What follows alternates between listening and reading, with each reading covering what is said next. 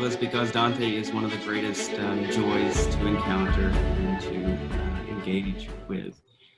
The Divine Comedy is one of the greatest works of poetry, maybe the greatest. Dante was born around 1265. We don't know. We work backwards from the way he begins the Commedia, saying that he's halfway through his life, and that would have, we're just assuming that's 35 years back from 1300 when the poem is set. He was born into a family of some prominence. He ended up being a important political figure in the city of Florence. And the internal politics there in Florence were difficult. Indeed, in the city-states of northern Italy at the time, these communes, the factionalism that all throughout the Divine Comedy Dante is bemoaning, because people are sometimes literally tearing each other apart because of minor things. In the city of Florence, there was a feud that began in 1215 over a broken marriage commitment. And the parties were the Guelphs and the Ghibellines. The Ghibellines were so these were factions that had reasons to form only because of historical circumstances, accidents. If you think about the Montagues and the Capulets in Romeo and Juliet, that's the scene we're talking about, fighting in the streets occasionally and all that. But these factions wanted to gain an upper hand, so they wanted to have some bigger allies to draw on. And the Ghibellines would draw on the Holy Roman Empire, which was at this time in the 1200s under Frederick II. So this is the period that we were in with Aquinas and Bonaventure. The Holy Roman Empire was on its way down. That wasn't clear under Frederick II, but because of the investiture controversy, where the church rightly asserted claims that the outfitting of the signs of episcopal office, the office of the bishop, should be done by the church and not by the secular authorities. Unfortunately, that was happening in the 11th century. Unfortunately, the prosecution of those claims ended up serving forces of civil war within the Holy Roman Empire, which is mostly the German territories, but also that Holy Roman Emperor would have had claims on northern Italy. When Frederick II in the mid-1200s was elected as Holy Roman Emperor, he had come from the south of Italy.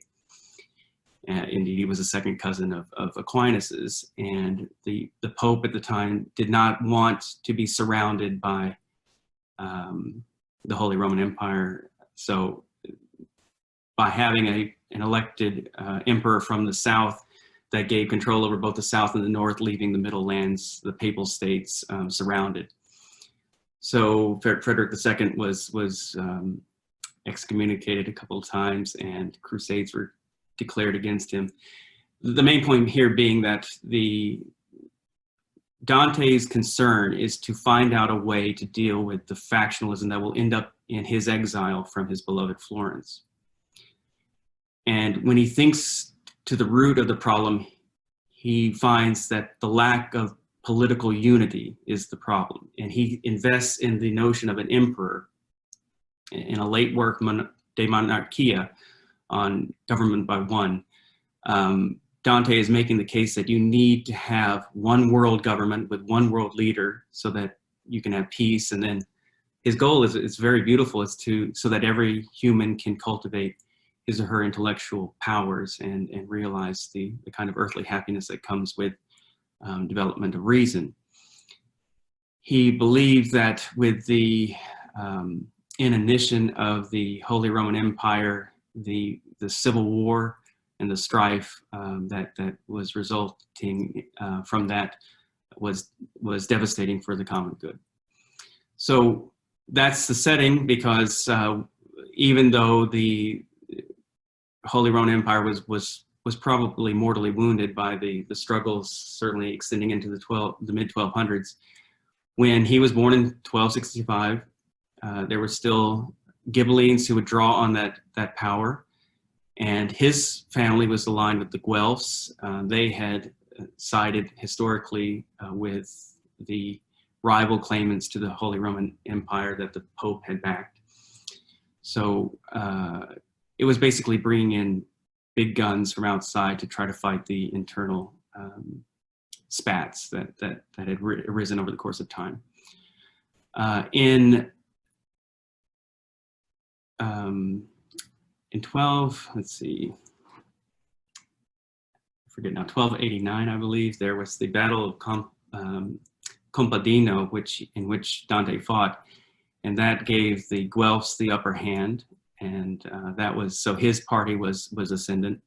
Unfortunately, after that victory, the Guelphs themselves split into white and black, and the white Guelphs, to which his family belonged, were aligned with now the Holy Roman Empire kind of forces, and the black Guelphs were aligned with the papal forces. When Dante was elected one of the 6 ruling magistrates of Florence for a 2-month term, the priors of Florence, in the middle of 1300, he had come to the peak of the Republican prominence that you could get in that city of Florence. He served ambassadorial roles both before and after that, and he went on to be sent to the papal court of Boniface VIII, who, while he was in Rome in 1301, backed Philip IV's brother, Charles of Valois, in his attack on Florence, who installed the Black Guelphs, gave them the victory in the city, leaving Dante now without he was formally exiled in 1302, and then for the rest of his life, he had to wander. He wandered in Verona and ended up dying in Ravenna. So this was, the Commedia is a poem of exile. It's the pathos of the thing is all through it. He writes the Divine Comedy in exile, and that marks, it's a great drama that underlies the whole thing. We know the beginning of the poem. He wakes up in a dark wood, and here we're all feeling that this is the dark night of the soul. It's a midlife crisis for him, literally, but it's a question of finding one's way when one has lost one's bearing. One doesn't know, what am I doing with my life? And this is a time in the world where we should certainly all be taking that question to heart.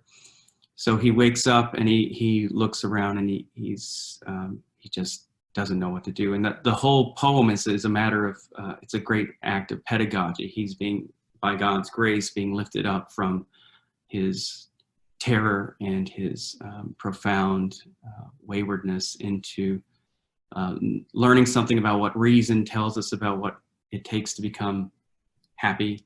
And then beyond that, to tell us what faith would show us about even a greater happiness than reason can show.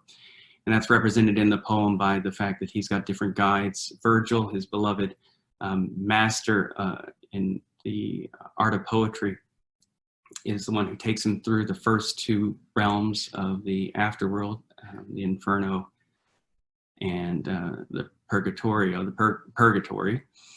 But then at the top of Mount Purgatory, Beatrice, his great love from when he was 9 years old, this love that he recounted in this remarkable work, which would have made his name, even if we didn't have the Divine Comedy. La Vita Nuova was such a work of establishing Italian as opposed to Latin, and elevating this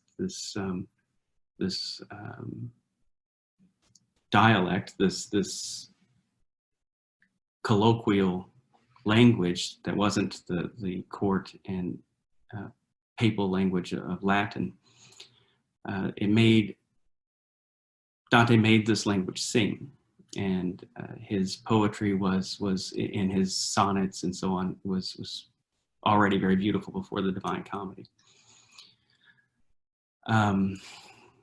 So he is led by Beatrice, his great love from when he was 9 years old through the heavens, the seven circles of heaven, and then the further rings. We might go into the structure as we go through each of the sections.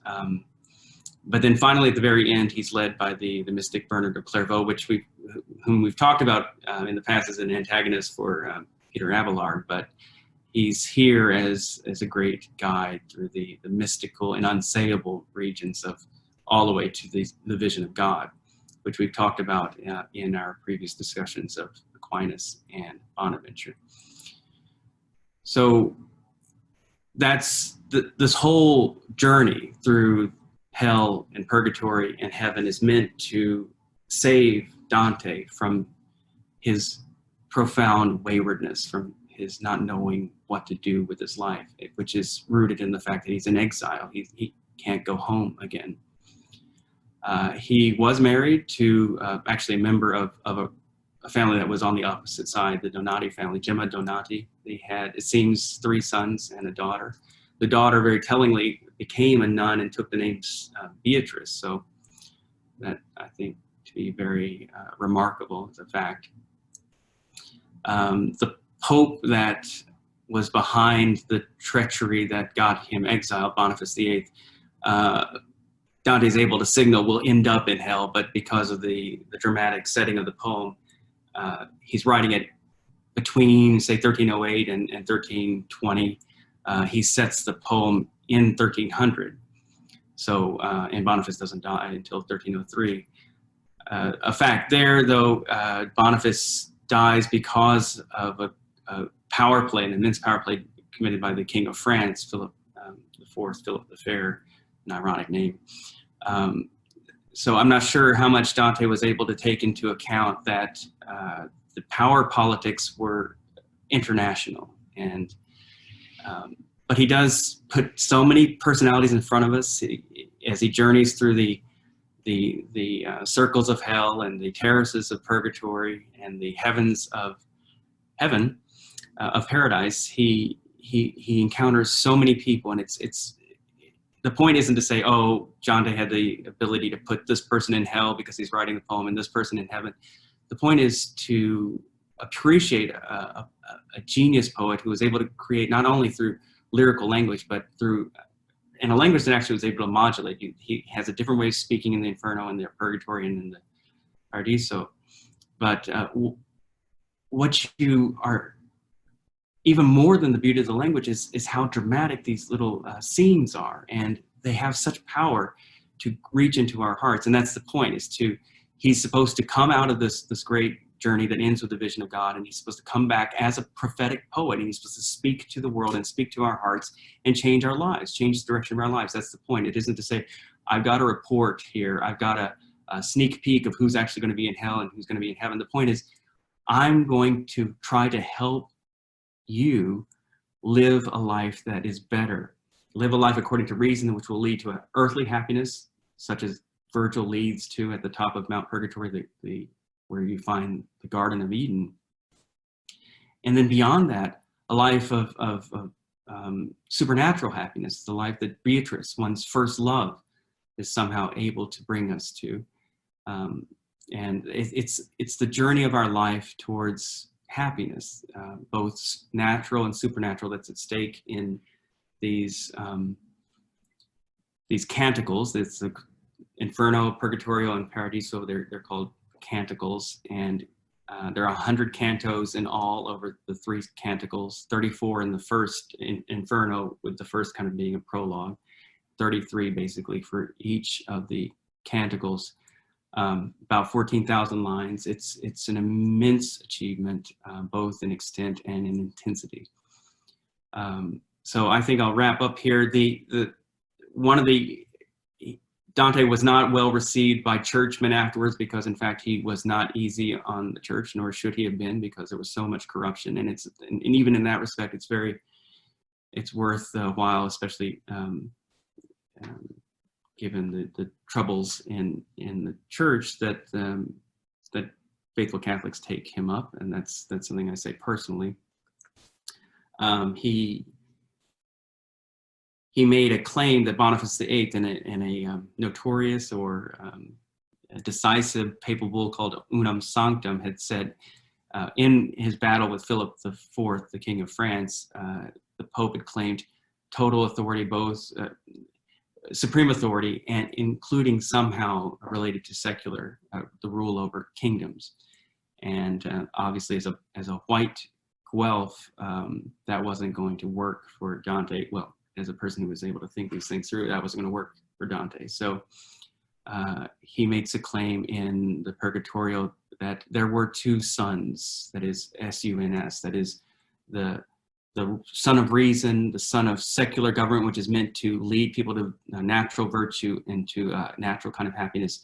And then there's the papal son, which is supposed to lead to the life of happiness that faith, hope, and love can give us. So it's this kind of balance that Dante wants to put before us, and he is, in that respect, I would say, very much a political liberal. And we'll see. I think there are passages in this poem that would bear that out. So I'm very excited for this conversation, and I can't wait to hear you all.